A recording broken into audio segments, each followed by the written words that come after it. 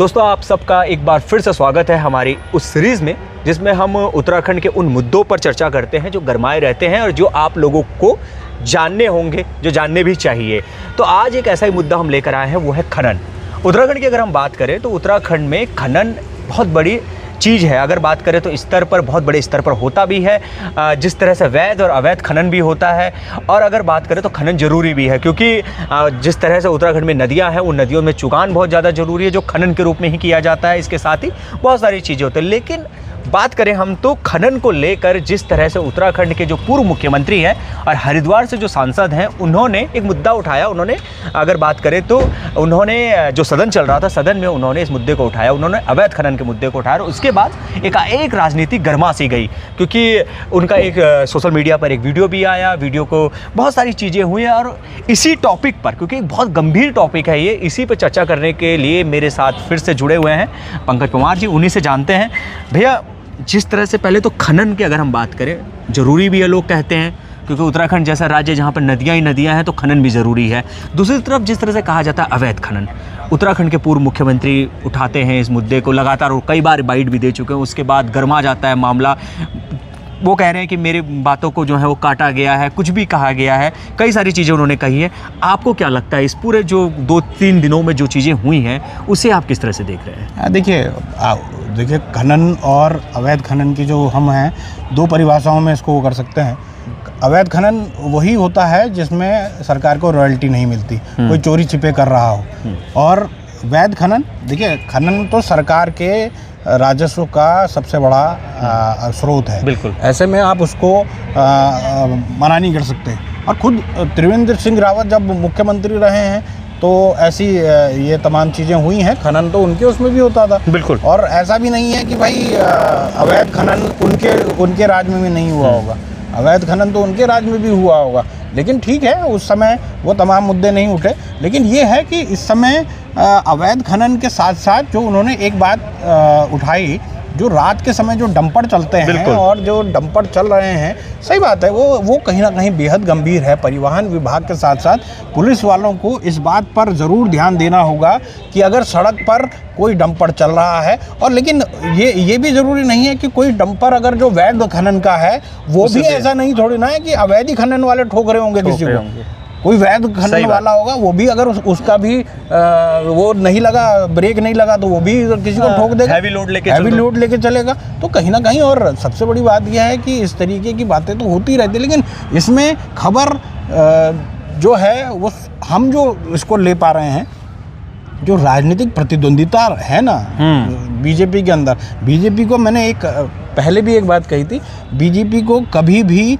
विपक्ष थोड़ी ना उसकी सरकार को परेशान करता है। कभी भी अगर मैं नित्यानंद स्वामी से लेकर, क्योंकि मैंने तो सभी को देखा है, नित्यानंद स्वामी के से लेकर अभी तक का इतिहास देख लें, बीजेपी के अंदर के लोगों ने ही सरकारों के मुख्यमंत्रियों को परेशान किया है। और ये केवल बीजेपी नहीं, कांग्रेस के भी यही हाल है।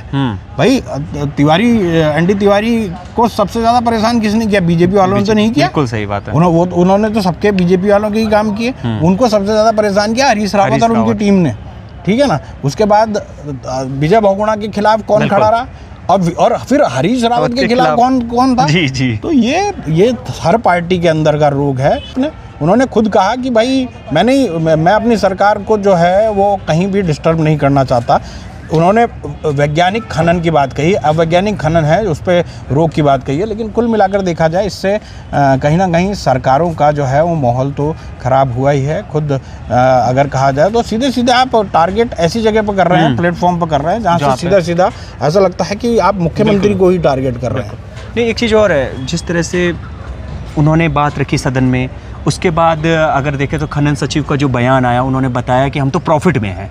उन्होंने सीधे तौर पर जो है वो बताया कि हम प्रॉफिट में हैं। उसके बाद कई आंकड़े ये बता भी रहे हैं कि हाँ, सच में जो है उत्तराखंड प्रॉफिट में ही अगर खनन करेगा तो फिर किस तरह का सवाल, जिस तरह से आपने कहा कि वो कह रहे हैं कि रात को डंपर नहीं चलने चाहिए, तो बिल्कुल रात को गलत डंपर चलते हैं। तो आप भी तो बहुत समय तक मुख्यमंत्री रहे, तो आपने भी तो कुछ किया होगा उस समय, आपको क्या लगता है? नहीं, रात में तो डंपर केवल यहीं नहीं चले, ये चाहे हरीश रावत काल में हो, उससे पहले जिसकी भी सरकार रही हो, रातों में ही चलते हैं। प्रॉब्लम क्या है ना कि उत्तराखंड के जो शहरी इलाके हैं, वहाँ पर 8 बजे तक तो जो हैवी व्हीकल है उनकी एंट्री नहीं बंद है। बिल्कुल। या तो आप ये कह दीजिए कि भाई हैवी व्हीकल की एंट्री जो है 8 बजे से पहले हो जाएगी तो दिन में चलते रहेंगे, उसमें क्या है। सही बात। लेकिन अब असली में जो सवाल है वो तो इस बात को लेकर है ना कि भाई सड़क पे चल रहे हैं वो, तो ये चढ़ेंगे तो रात के 8 बजे के बाद ही। तो और ऐसा नहीं है, जब त्रिवेंद्र सिंह रावत मुख्यमंत्री रहे हैं तो विकास नगर से डंपरों की जो लाइन थी वो हमने भी देखी है और हरिद्वार में भी देखी है, वैसी ही आज भी है। तो ये कोई नई बात नहीं है। लेकिन जैसा मैंने आपको कहा कि राजनीतिक चीज़ें जो हैं वो ज़्यादा वो होती हैं। और एक बात मैं आपको बता दूं, ये तब भी होता था जब आपको याद होगा जब त्रिवेंद्र सिंह रावत मुख्यमंत्री थे, अनिल बलूनी क्या कर रहे हैं, अगर उनके द्वारा, अगर मीडिया में, अगर उनके द्वारा भी नहीं, अगर मीडिया में कोई बात हो जाती थी तो त्रिवेंद्र सिंह रावत और मुख्यमंत्री, उनकी बात तो नहीं कह रहा हूँ, लेकिन उनके जो आसपास के जो लोग थे वो इतने परेशान हो जाते थे कि अरे ये क्या हो गया, अरे वो क्या हो गया, अरे। तो इसीलिए मैं धामी जी को भी कहता हूँ, कोई कहाँ पे क्या मुद्दा उठा रहा है, इन तमाम चीज़ों को भूलकर आप अपने कामकाज में लगिए। मुद्दे तो उठते ही रहेंगे, हर ये मुद्दा लोगों का मुद्दा काम उठाने का होता है। और ये हर मुख्यमंत्री के यहाँ या फिर मुख्यमंत्री की कोटरी की थोड़ी सी परेशानी ज़रूर है कि अगर कहीं पे कोई शीशा टूट भी गया तो आवाज़ यहाँ तक पता नहीं कैसे पहुँच जाती है। तो ये चीज़ें छोड़िए, आपको मुख्यमंत्री के रूप में विकास की जिम्मेदारी दी है, आप उस पर चर्चा कीजिए, ये ज़रूरत नहीं है। ये और इसकी बात बिल्कुल भी ज़रूरत नहीं थी कि अगर वहाँ पर उन्होंने खनन का मुद्दा उठाया तो यहाँ पे खनन सचिव खड़े हो जाएं। ये तो कहीं ना कहीं एक विशेषाधिकार हनन वाला भी मामला हो जाता है, क्योंकि जो सदन के अंदर कहीं भी बात का आप यहाँ पे जवाब नहीं दे सकते ना, आप वहाँ पे ही सदन में ही वो जवाब दिया जाएगा। लेकिन क्या है ना, आप सीधे टकराव के मूड में नहीं है सरकार। तो उसमें सबसे आसान जो है वो अधिकारी ही था, तो अधिकारी आगे आया उसमें। लेकिन कुल मिलाकर देखा जाए तो मुझे लगता है कि टकराव नहीं होना चाहिए, चाहे त्रिवेंद्र सिंह रावत हों या फिर बाकी सरकार के जो लोग हैं। बाकी तमाम चीज़ें होती रहती हैं राजनीति में, कई चीज़ें खेल होते रहते हैं, हर चीज़ समझने की बात होती है। समझने वाले समझते हैं, जो राजनीतिक चीज़ें समझते हैं उनको पता है कि आखिरकार ये चीज़ें क्यों होती हैं। नहीं, बिल्कुल आपने बिल्कुल सही कहा। और जिस तरह से जो आपने बात कही, एक किसी के साथ मैं बैठा था, अच्छे नेता था, वो बता रहे थे कि एक मुख्यमंत्री ऐसे थे जो कहते थे कि मैंने आप लोगों की बात सुनकर नहीं, मीडिया की बात सुनकर मैं कई चीज़ें बनाता हूँ कि मेरे साथ क्या हो रहा है। मुझे बहुत अच्छा लगता है कि बाहर मेरे लिए अच्छा बोला जा रहा है, कि बाहर मेरे लिए ख़राब बोला जा रहा है, कि अच्छा बोला जा रहा है। मैं बहुत ध्यान से सुनता था। लेकिन जिस तरह से आप बता रहे हैं कि मुख्यमंत्री जी को भी इन ज़्यादा गंभीर इन चीज़ों पर नहीं होना चाहिए। क्या है ना, कौन क्या पे, ये देखो, ये बयान, हम मीडिया वालों का काम है बयान लेना और नेताओं का काम है बयान लेना। अगर इस तरीके से सीरियसली हर बयान को लिया जाने लगेगा और हर बयान पर इस तरीके की प्रतिक्रियाएं आने लगेंगी तो फिर तो सरकारों ने सरकारें चला ली। सही बात, ठीक है ना। मुख्यमंत्री फिर तो यही काम हर दिन दूसरे दिन होता रहेगा, किसी ने कहीं बयान दिया, किसी ने कहीं बयान दिया और उसके बाद जो है इस तरीके के बयान।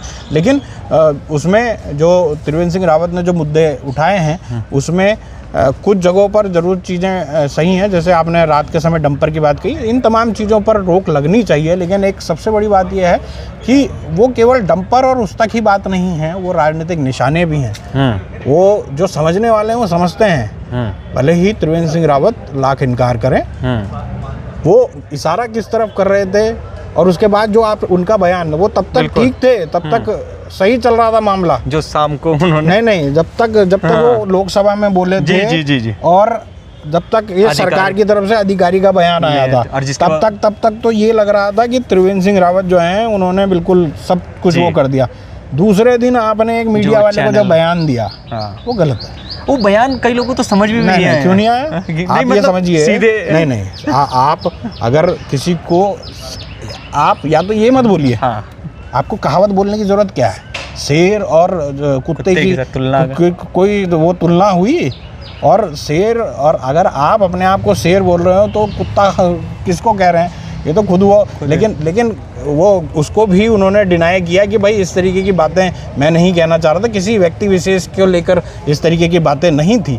लेकिन उससे माहौल उल्टा हुआ उन्हीं का ही। बिल्कुल। तो इसीलिए तो मैं हमेशा कहता हूँ, मैंने आपसे इससे पहले के बयानों में भी कहा, जो जवान जो है ना, बिल्कुल बहुत सोच समझ के वो बुलवाती है। आपको बहुत सोच समझ के बोलना चाहिए और बिल्कुल दिमाग से। प्रेमचंद अग्रवाल उसका खामियाजा भुगत चुका है। महेंद्र भट्ट का क्या होगा वो तो भगवान जाने, लेकिन त्रिवेंद्र सिंह रावत को मैं एक बहुत ईमानदार और सेंसेबल नेता समझता हूँ।